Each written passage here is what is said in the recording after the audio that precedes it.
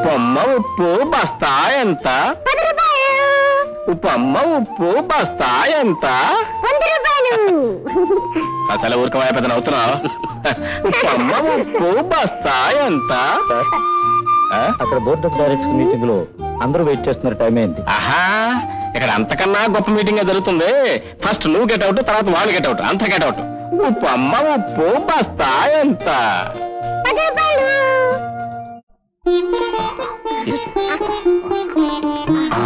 ఇంకొకటి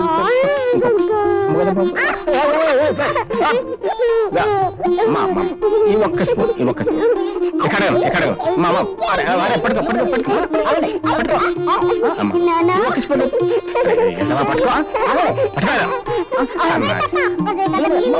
ఈ ఒక్క స్పూన్, ఈ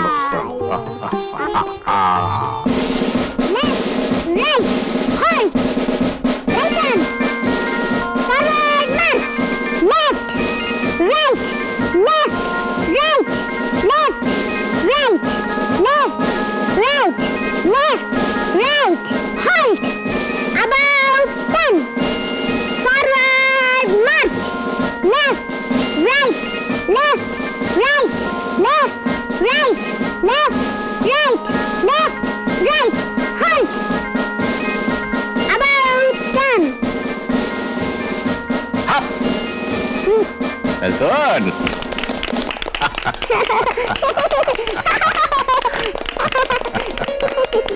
Good, very good. Good. Come on. Thank you. Thank you.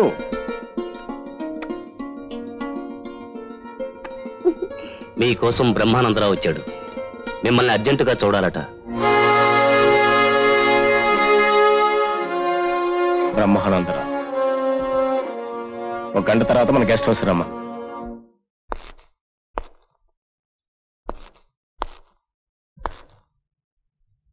Mister Rao, good evening. Yes, ఎందుకు వచ్చావు? తాతల కాలం నుండి మన మధ్య రగులుతూ ఉన్న పగలకి ప్రతీకారాలకి ఈనాటితో పర్మనెంట్ గా ఫుల్ స్టాప్ పెడదామని వచ్చాను. వచ్చిన గంట వరకు పలకరించిన నీ గర్వాన్ని కూడా సహించి ఇంకా నిలబడే ఉన్నానంటే కారణం అవసరం నీదే అయి ఉంటుందని నాకు బాగా తెలుసు. ఈ డొంక తిరుగుడు మానేసి వచ్చిన విషయం సూటిగా చెప్పు. నా కొడుకును నీ కొడుకు నిర్దాక్షిణ్యంగా చంపాడు. నీ కొడుకు ఇప్పుడే చచ్చాడు. నా కొడుకు చచ్చి 5 ఏళ్ళైందని నీకు ఎప్పుడో చెప్పాను. నోనో, 5 ఏళ్ల క్రితం నా ఫ్యాక్టరీలో ఉద్యోగానికి వచ్చినాడే నీ కొడుకును చంపినట్టయితే నా ఫ్యాక్టరీ సమ్మెలతో లాకౌట్లతో కూలిపోయేది కాదు, నాకున్న ఒక్క కొడుకు చనిపోయేవాడు కాదు. గతం చెప్పి నువ్వు నా ముందు ఎంత తెరిచినా నిన్ను ఓదార్చే ఓపిక నాకు లేదు. నీ ఓదార్పు కోసం ఇక్కడికి రాలేదు mister Rao. I have come here for compensation. నష్టపరిహారం కోసం వచ్చాను. నా కొడుకు పోయాడు, నా వ్యాపారం నాశనమైంది. దీనంతటికీ కారణం నీ కొడుకు, నీ వ్యాపారం. Now I want all your assets. నీ ఫ్యాక్టరీ నా స్వాధీనం చేయి. ఒక ఈ ఫ్యాక్టరీ చాలా, లేకపోతే ఈ ఊళ్ళో ఉన్న నా ఇతర ఫ్యాక్టరీలు కూడా కావాలి? ఇస్తే మాత్రం తప్పే ఉంది.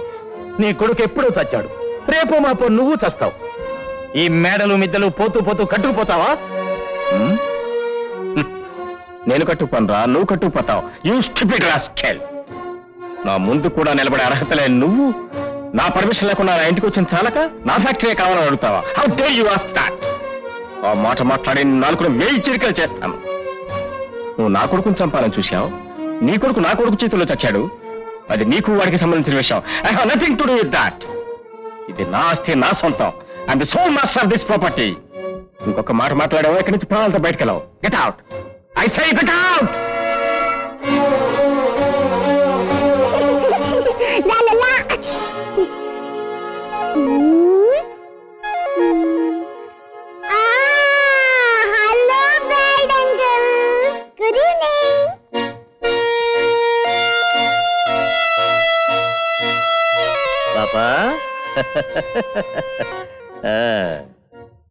మిస్టర్ రావు, అందరినీ పోగొట్టుకున్న నీకింత గర్వం ఎందుకో ఇప్పుడు నాకు బాగా అర్థమైంది.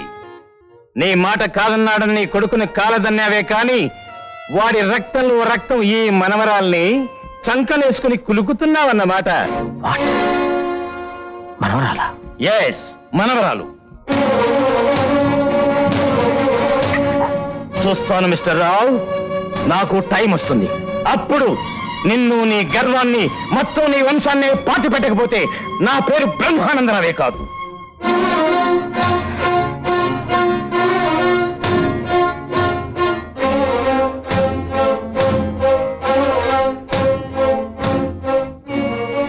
బసవా,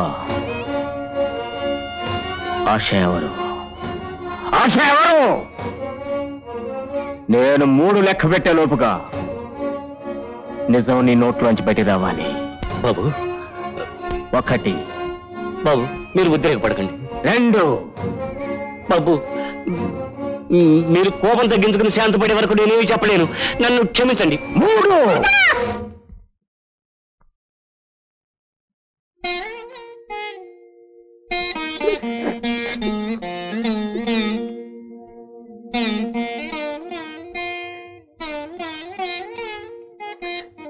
ఆ నిజం నేనే చెప్తాను. నేనే నీ మనవరాల్ని.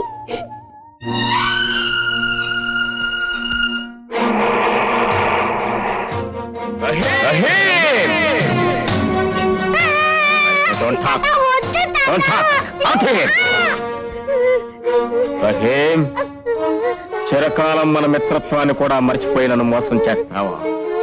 ఇన్నేళ్ల మన మధ్య ఉన్న బంధం అనుబంధం ఏనాడుతో అంతం. మిస్టర్ ఎస్పీ రావు, రక్త సంబంధాన్ని అతి తేలిగ్గా తెంచేసుకున్న నీకు స్నేహబంధాన్ని తెంచుకోవడం పెద్ద కష్టం కాకపోవచ్చు. కానీ అంతరించిపోతున్న నీ వంశాన్ని నిలబెట్టాలి అనే ప్రయత్నం చేయటమే నా తప్పైతే అలాగే వెళ్ళిపో. పువ్వు లాంటి ఈ పసి హృదయాన్ని చిదిపేసి ప్రేమానురాగాల్ని తెంచేసుకుని వెళ్ళిపోరావు. వెళ్ళిపో. నన్ను వదిలి వెళ్ళదు తాత. నాన్న అమెరికా వెళ్ళిపోయారు. అమ్మకు నాకు నువ్వు తప్ప ఇంకా దిక్కు ఎవరు ఉన్నారు? నన్ను చూడుకుంటూ ఉండలేనని అన్ని మాటలు చెప్పావే, అది అంత అబద్ధాలు తాత.